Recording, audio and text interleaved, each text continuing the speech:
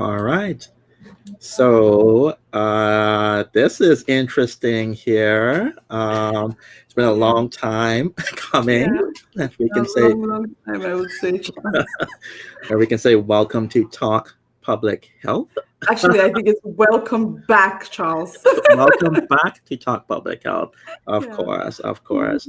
Um, I don't know what to say. It's been quite a bit of a ride. It's been a little while since people have heard from us. Mhm. Um, and we're hoping for this show to be able to focus on three main themes. Got it.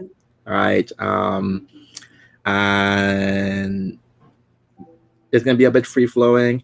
Mhm. You all, we're using a new tool to be able to go live. So if you use the comments, hopefully we'll see the comments come in and try to respond. But I'm Charles, if you need a reminder.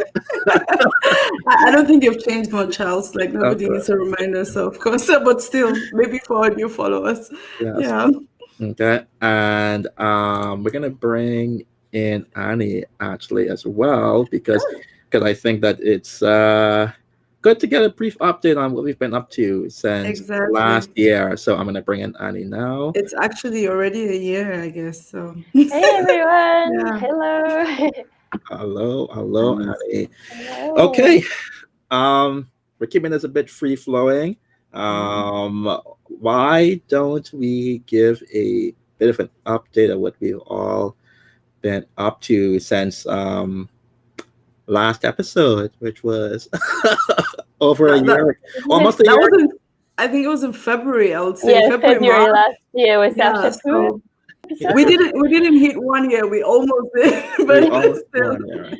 Yeah. So why don't I, Naomi? Why don't we start with you? I'm gonna. Yeah. Okay. Let's start with me. Maybe I'm a bit chilled, but yeah. Okay. It's late here, so of course it's about 10 p.m. But so that means I'm in Central European time, so I'm somewhere in Europe. But yeah, a bit of update on my side. I'm sort of still in the transition, like moving during COVID and all that. It's been of a ride, as all of us have been in a bit of a ride with the COVID pandemic. I don't think I should call it COVID-19 now, but I think it's now COVID-20 even, but we can go with the right name. So yeah, that's just a bit of, from my side, moving countries, changing, finishing a job and moving as well. So I don't even know where to start from. Maybe I would leave it to you, Charles, and then you can say something and maybe something comes to my mind, but just a bit of a brief. Yeah, I'm somewhere in Europe. You have to guess. Yeah, I am still in the Bahamas.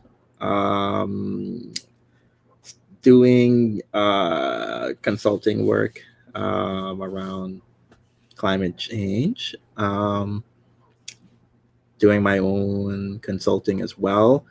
So that's dealing with public health, climate change, governance issues, and just taking steps one day at a time. Just taking things one day at a time. That's all I can say. What about you, Annie? Well, I'm here in Sydney, Australia. I did come back from Europe a little bit over a year ago, so I can't say that in the last 12 months I've moved countries, but I've moved cities. I went back to Melbourne, then I went to Canberra, and now I'm here in Sydney, and I'm working for the State Public Health Organisation in the infectious diseases branch, what we call the communicable diseases branch. And so obviously my last 12 months have been taken up by COVID quite a lot. But at the moment, I'm not really doing as much COVID work, but working on a few other infectious diseases outbreaks that we have. Because did you know that there are diseases out there besides COVID that's infectious? Hey. Yeah, I think we need to remind people. Yeah. So those had been sort of maybe not had as much attention as they should have in the last 12 months, and now we're catching up. So there's quite a lot of work on those fronts at the moment too.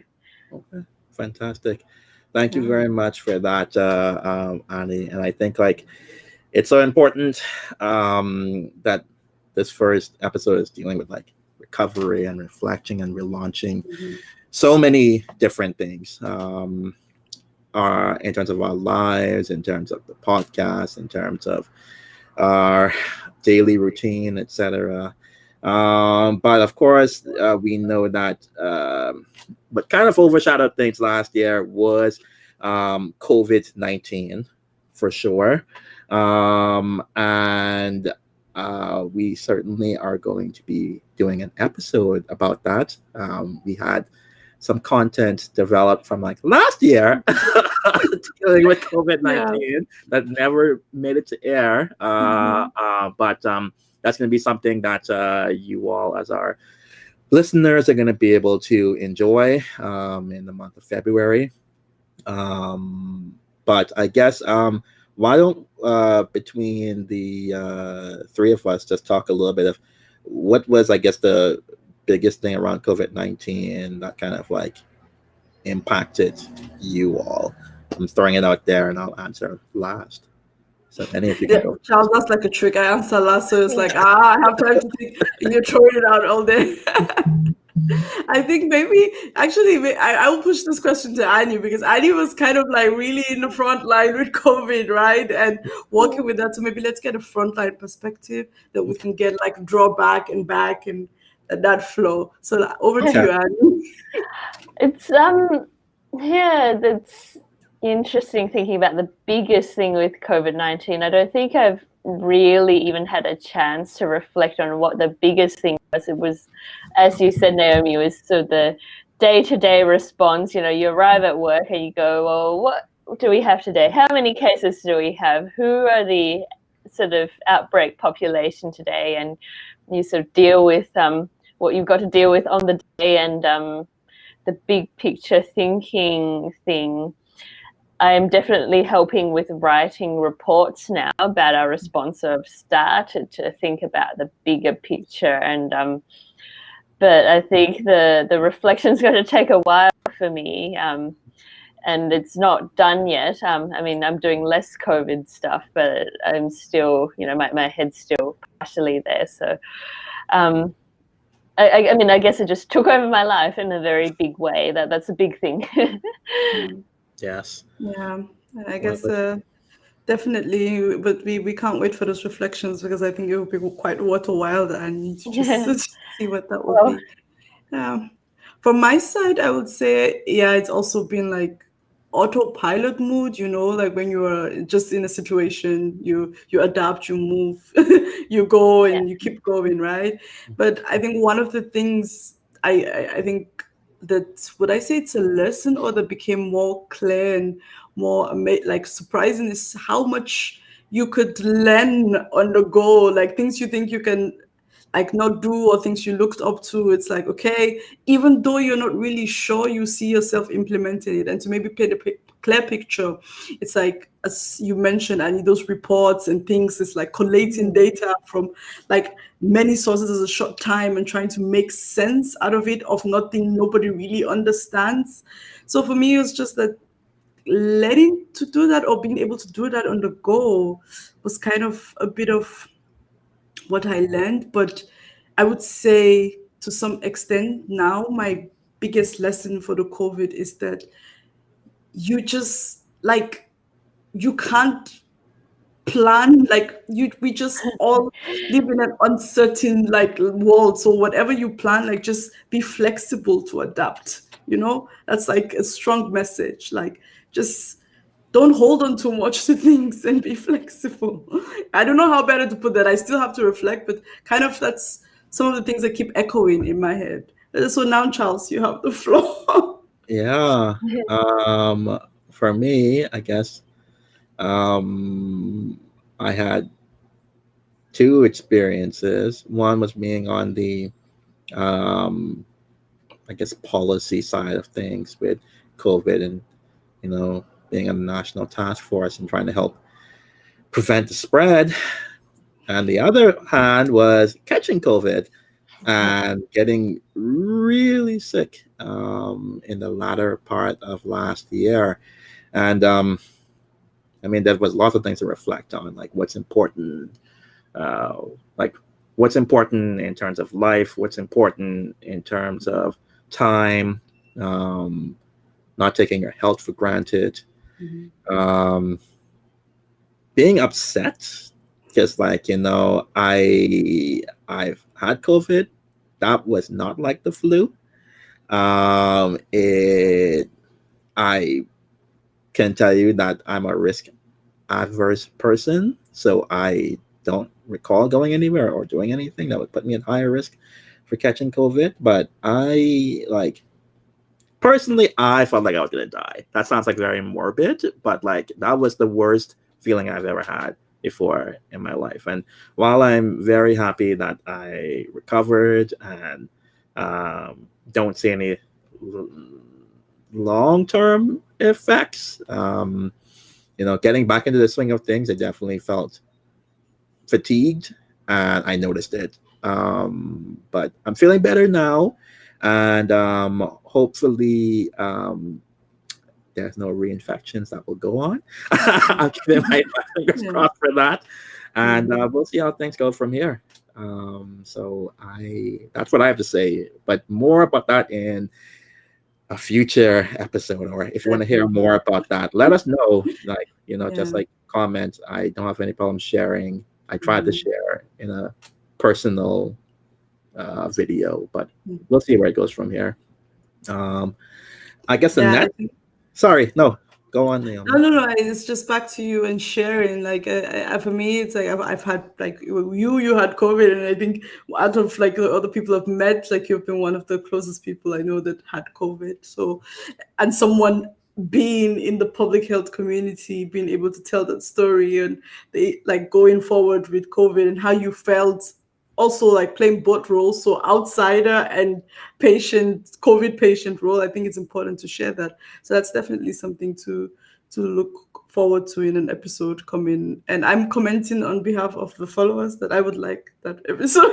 So that's something we should work on. No worries at all. There's so many aspects to that story, though, that would be really good if all of you who are listening out there, if you have any specific questions for Charles, to send those through to us so we sort of know what you're interested in covering as well.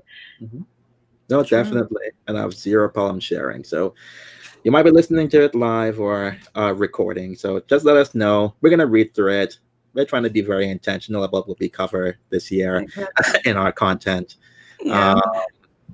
Which I think takes us to another bit in terms of reflecting. I think we were talking about managing this whole imposter syndrome. We're all grown up in our various jobs.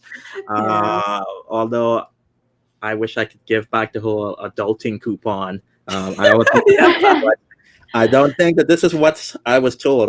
It's such a scam. Was sold a bad bill of goods. No, but like joking. I'm just wondering, how do you all feel about imposter syndrome in terms of moving into new spaces and positions in your career 1 year out from our last episode? I still feel like an imposter in my job. I think I still feel so junior.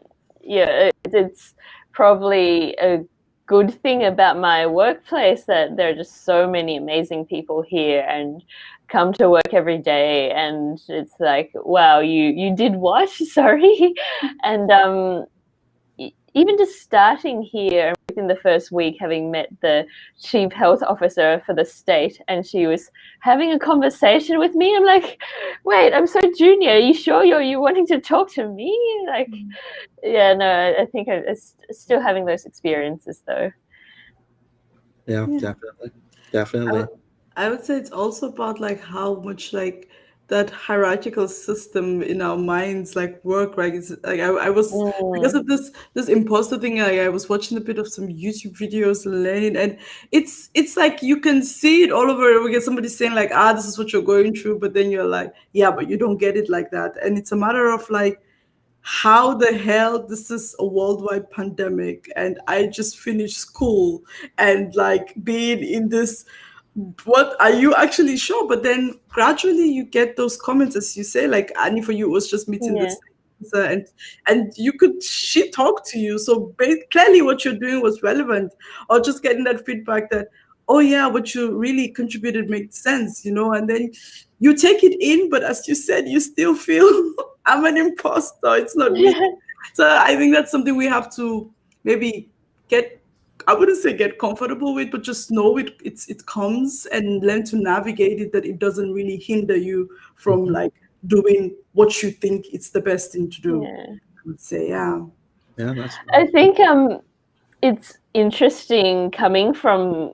I don't know if you've experienced this, Naomi, but coming from a medical background where, I've been used to making big medical decisions for years.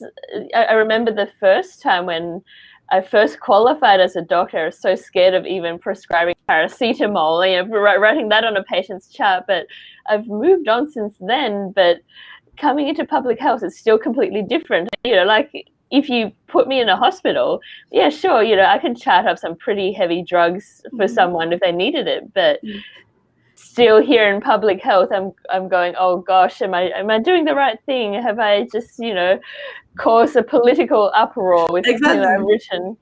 Yeah. But I think that's the complexity of the public health that now comes into play, because as you said, right, the mistakes in medicine, or you get acclimatized to the environment, okay, this is the guideline, this is what I do if this happens. So to some extent, even after a while, you get comfortable with it. But then, as you just mentioned, is it like something you do now that you get into a political, like you're not politically correct? So there's a lot of complexity with public health, and I think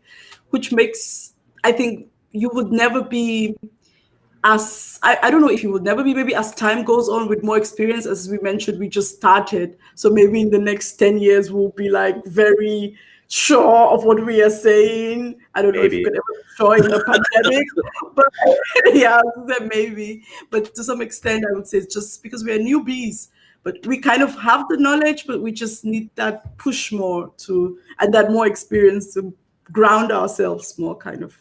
That's how I see it. Charles, what's your thoughts on it? I think because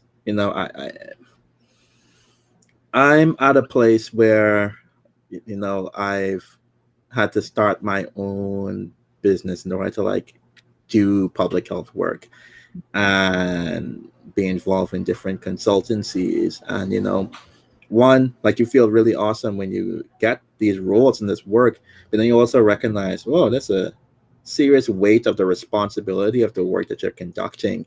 And like, if I mess this up, like there's the financial consequence behind it.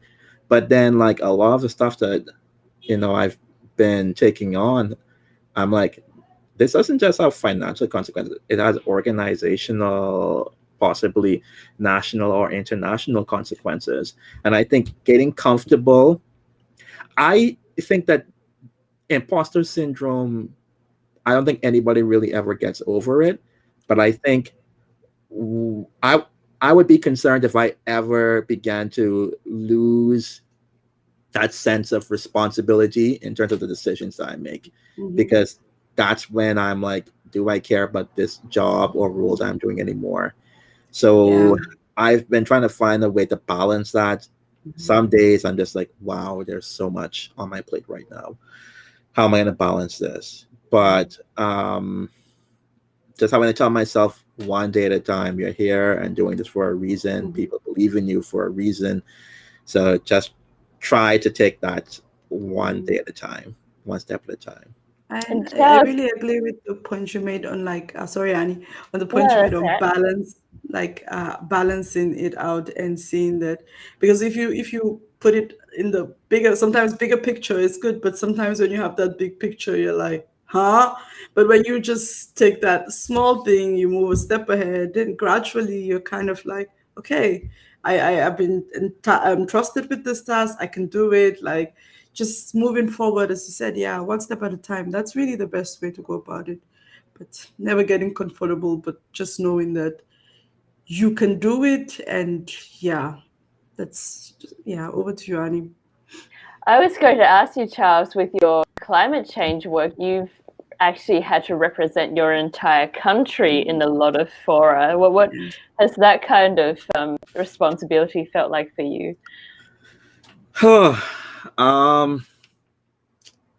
Heavy. And I think that that's okay.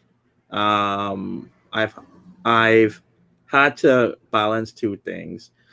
One, where I've come to recognize that I am not Superman, and I can't be everything for everyone at one place. However, I also recognize the privilege it is to be able to do some of this work at the highest level. I didn't think that I would have been speaking to the UN last year. And that was people pushing and lobbying and advocating behind the scenes for that to happen. So I don't take that lightly. And I try to do my best with the, I guess, the responsibility that's been placed before me. And I always still try to take a step back to say that, if you burn yourself out, Charles, then you won't be able to do anything for the country or for anything that you're doing. So that doesn't mean that I'm perfect or that I do this every single day. I'm like, yes, get up and repeat. And no, but I give myself the room to feel okay when I fall down and give myself the space to feel okay with getting back up and moving at a slower pace. So it's like you first brought back this. I don't know if you remember last year when we were in Ren, we talked about uh, compassion and like empathy for the front workers. I can't really remember the discussion we had, but it was really talking about being compassionate to yourselves. And that's something that you just mentioned. Like it's okay if you don't like if today you just feel like, okay, I'm tired, I don't want to do stuff, but it's also okay when tomorrow you're on the go and you're like, okay, I got this and I'm moving forward. Just be gentle upon yourself. I always say, just be gentle with yourself. Yep. And yeah, that's a good one. See, we're actually ending up with a lot of lessons from 2020. Yeah. So it's cool. I actually think but I kind of got to talk about this whole dealing with burnout and how exactly what were some tips or tricks and I mean, I'm gonna just be honest and open with people. Like I've definitely had moments where I just burnt out. Like that just happened. And I think that's okay. I think again, I've been taking as a lesson going into 2021. It is okay, and even after like having COVID, it's okay to not be okay sometimes. Yeah. And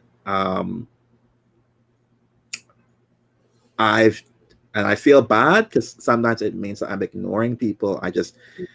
I've learned to put my phone on do not disturb. I've learned not to pick up calls or pick up text messages after a certain time, and that's okay. I'm sure I'm gonna burn out at some point in the future, and that's okay.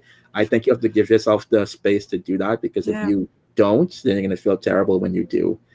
So that's all I'm gonna say about that. It's not perfect, but just beginning to listen to your body more. That's what I think is most important. And it's about like when you say like, yeah, realizing that you're not Superman, you're actually a human being, you have blood running through your veins and listening to your body. The other day I was reading this article that says like your body gives you warnings, but sometimes you feel like, yeah, this thing is like, I can do it, I can keep going, I can keep pushing. And of course we all do that, so there's nothing to feel like sad about it, it happens, but it's just like you have that moment, you realize it, and then you push back up again. And it's like you fall 6 times, you get up 7 times. If you fall again, but just at that point that you're falling, just it's fine. It's a process, it's an experience. You always have to go through those things. And yeah, I would say basically talking about burned out. Yeah, somehow it's a common theme here. I mean, I would say my first burnout was actually before we graduated, and just sharing. Like I think Charles, you were actually a big witness to that. It was really, yeah. I didn't even realize that that could happen, and I was just like not knowing what the hell is going on, and just taking the time out and coming back. And as you said, it's true. We will definitely burn out again, but just picking yourself back, remembering in the good times you keep pushing when it's a bad time, and then you it's like you slow down to go faster kind of mechanisms, sometimes it's just better to go back and prepare again and come back to take over. So yeah, Annie, what about you? What would you say?